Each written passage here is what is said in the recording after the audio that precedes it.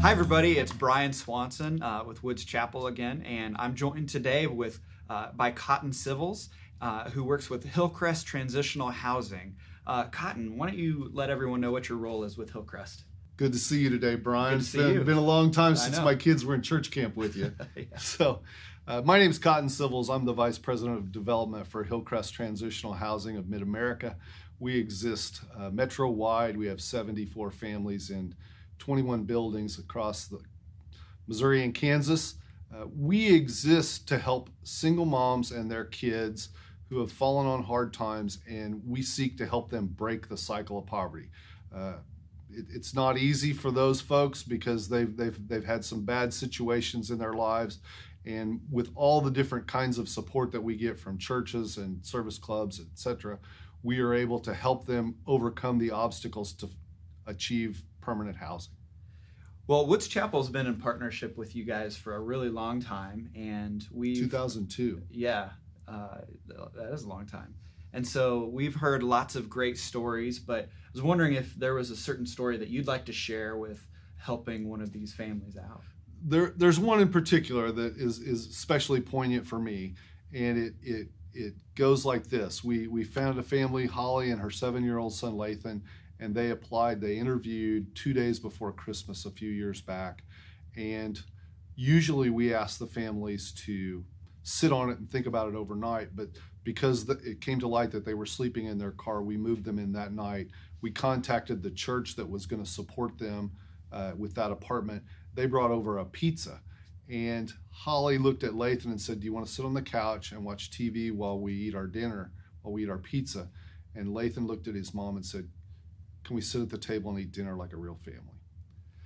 Then after that, Holly got a job part-time delivering the mail to the Mission campus here in Lee Summit.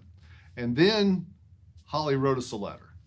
Yesterday, our postmaster informed me that on June 8th, I will convert to a career employee at the post office.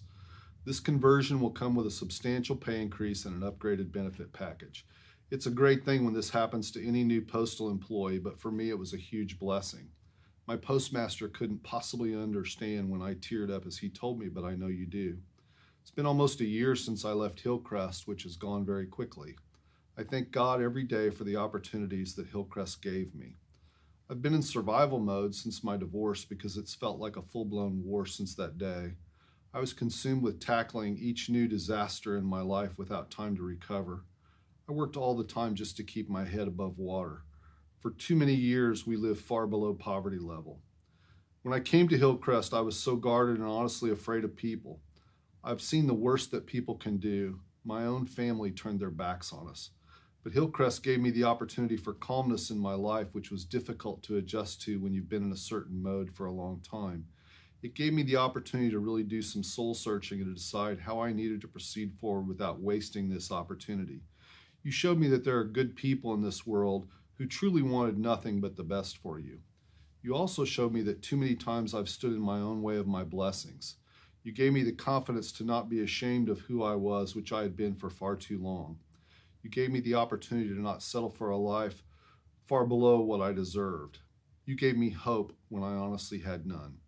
But most importantly, you gave Lathan his mom back, which he so desperately needed. No amount of thank yous could possibly ever be enough. So this year I celebrate another year in the same apartment we signed into when we left Hillcrest, and another year at a job that provides new dreams that I never thought would be possible. We will forever be thankful to Hillcrest for the life you gave back to us. Love, Holly. Whew, wow. That's incredible. I mean, for me, I feel like I get overwhelmed with seeing people's needs and how can you help without enabling, and you want to empower people. You know, you want someone like Holly to feel worth and valued with what she does for a living to provide for her son. And that's an amazing story. I love that. So, well, how could we help? How could the community help with Hillcrest? What are your needs that you have? There are no shortage of ways that you can help us. Even just coming and lend a hand, you can process donations at the thrift store. You could come become a budget counselor, which are the gold standard of our volunteers, and those all hail the budget counselors. We had a little fire last summer, and we are going to have to replace a building at the Lee Summit Mission campus at the 505 building.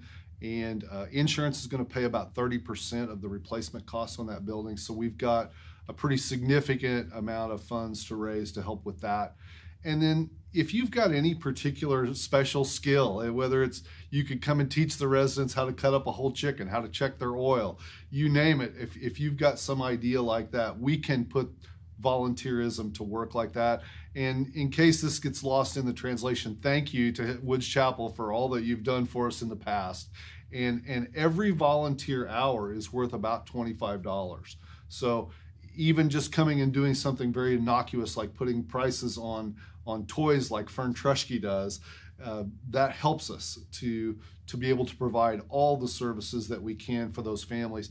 And the real end game for all the staff and myself is if we're able to get mom stabilized and get her into a place of her own, we've changed the lives of our kids forever. Yeah. That's generational and incredibly rare in the nonprofit world. And thank you for coming alongside us to do this work. Oh, sure. Well, what a great way for us to give back, just our community in the metro area, to help people when little things like that. I mean, who'd have thought knowing how to cut up a chicken could help with someone? That's great. So anyway, Cotton, thank you so much for joining us today. Good to see you today, Brian. We appreciate you guys tuning in. And if you want, we're going to link Hillcrest and their website in the comments so that you can sign up and help out in any way that you can. So have a great day.